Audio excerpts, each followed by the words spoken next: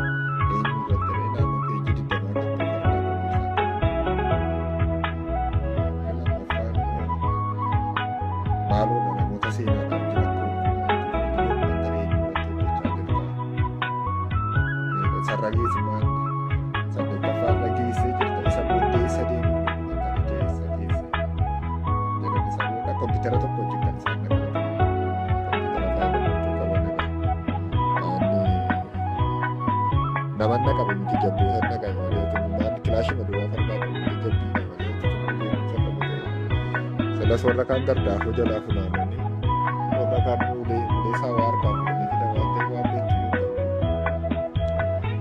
kompiitara dhuma sana lafatti rukutee daakee caccabaa isaa fudhatanii waloojjiin erga deemnee raawwatanii bakka gaangaanii nama bareedaa wayii takka keessa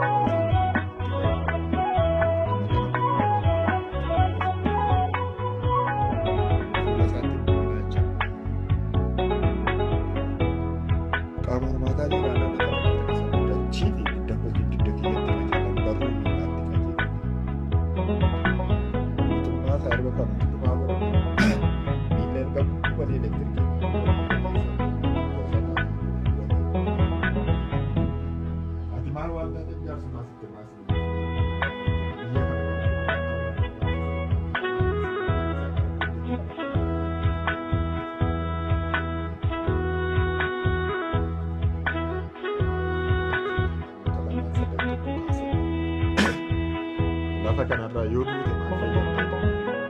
Isaaniitiif namni yoo du'e waan fayyadamaaf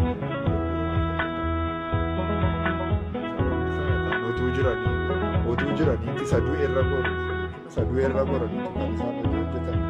Ittis immoo hin kennu Hacaaluun illee kan farda hatanii haasa'a.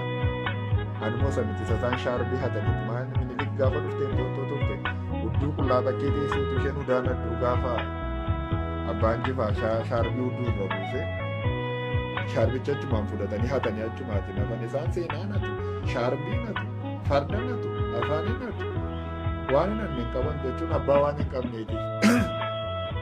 Iddoo eegaraa lafa keessatti faarfattanii raawwattanii seenaa fi keessanii warri tokko goobanaa daancee faarfachaa Minilikiin faarfachaa goobanaa daancee jiru. Sinuu namummaan keessan nama hin taane waan ta'eef afaan keenyaan hin taphatinaa jedhan jechuun afaanuma keenyaatiin nama tokko duwwaadha. Manaale jechaa kan dhaggeeffatu kanarraa kana gabaabaa Oromoo haasa'atu. Naan tokkochi keessaati hiilli jigdarbu jedhe. Isa tokkotu itti galagale. Namni hardi diiskii fuula keenya duratti fuudhee caccabse kun du'uu hin qabu jedha.